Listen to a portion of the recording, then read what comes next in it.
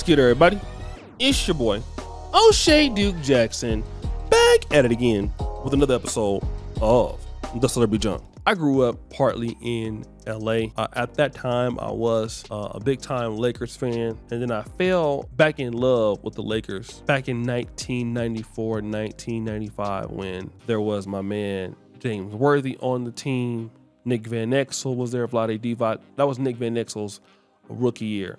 Nick the Quick Van Exel. And later on in that year, Magic Johnson became the temporary head coach of the Los Angeles Lakers. He wasn't no good, but he became the head coach for a little bit. And I love Magic Johnson. I don't want to build nobody up to take them down, but I love Magic Johnson for what he's done for, his own personal career as an entrepreneur, as a basketball player, as a leader. Nobody's perfect, but I love Magic Johnson. Magic Johnson did something that that really was cringe to me. What did Magic do, Brother O'Shea Duke Jackson? Well, what I would like to do is I want to play the clip itself so you know what he did. Now, there's a lot of black men in here, and I don't mean to, not talk to other people, but this is important. Our black men, we got to get them out to vote. That's number one.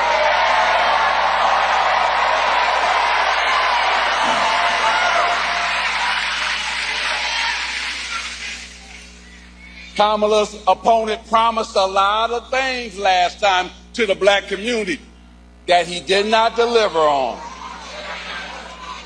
And we got to make sure we help black men understand that.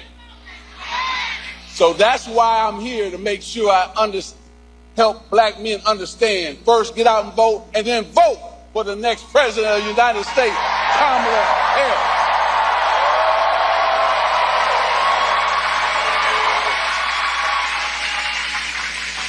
So that is Magic Johnson talking to black men, talking about why they need to vote for Kamala Harris.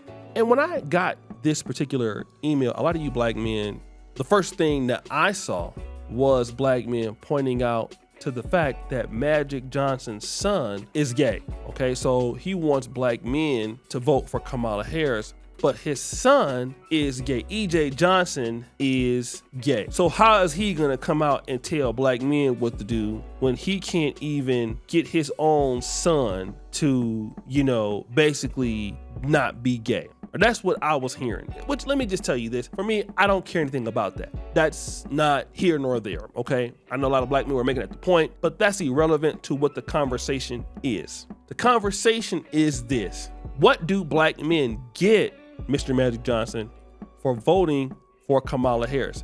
Then again, you say, well, Kamala Harris, Donald Trump promised black America certain things. He didn't give it to them. I don't know what Donald Trump promised black people while he was in office. Again, black people did not vote for Donald Trump. So should a presidential candidate lean towards the base that did not support him, or should he lean towards the base that is supporting him? Okay. And that is the issue that we're dealing with here. And I see so many black men trying to lead black men down the path of just, blindness. And all of these dudes who are doing this are very rich. Like Magic Johnson, you are a billionaire. You don't live the same life or quality of life as certain black men in the inner city. You may have experienced that way in the early 70s, but that's not your idea of life now. And a lot of black men are disgruntled. They don't have a lot of hope. They don't see their wealth coming up. They're getting jails built in their communities instead of outreach programs they need to develop. So what is Kamala Harris going to do for these black men but replace them with the migrants? And then when the migrants get on, they come over and they throw it in these black men's faces that you guys are lazy. You guys can't do anything right. I just got here in this country. And we already know that some of these people are being helped out. I'm not saying that everybody is not being helped out, but we know that some of them are being helped out. And you're talking to these black men like they're crazy, like they don't have any sense, using emotionalism and just talking down to them. Like, why would you use black men as if, Magic Johnson, black men are gonna listen to him? Not in the 90s, okay? Black men are not listening to Magic Johnson. They're just not. And if you think that that is the case, let me tell you something. You are out of your mind. Black men are going to listen to people that they feel don't have an agenda, that they feel are being honest, and that have their best interests in heart. And we know damn well that black Democrats, the majority of them, do not. That's how many black men feel, okay? This is the same political party that in almost every black city, there is dysfunction. Look at Houston, one of the major economies in the United States. It is extremely dirty for what they say. Chicago is dangerous. Dalton, Illinois, we got Tiffany weave wearing Henyard, okay? It's just bad and it's terrible. It's awful. And it doesn't make any type of sense. And Magic Johnson need to come out and apologize to black men for basically just lying. Y'all need to stop. Stop all of this lying. Telling black men to vote for this person, to vote for that person, and y'all not willing to give these black men anything. What do you want to give? Kamala Harris addressed it already. We know that black men don't want to vote for me. Well, why do they want to vote for you? If they were to vote for you, what do you want to give them? What is in it for black men? Nothing. And that's the whole point, right? So you're supposed to be okay with never getting anything. Like that's how, like the disrespect towards black men, especially from other black men who know how hard it is to get on, who know how hard it is to do something. For y'all to sit there and disrespect black men like this, it is sad. Then you wonder why, and I hate to say it, but I'm gonna call it like it is. When you wonder why these black men don't want to be involved in our communities, when you wonder why these black men don't want to come back to black America and do anything, look at the disrespect that you give African-American men.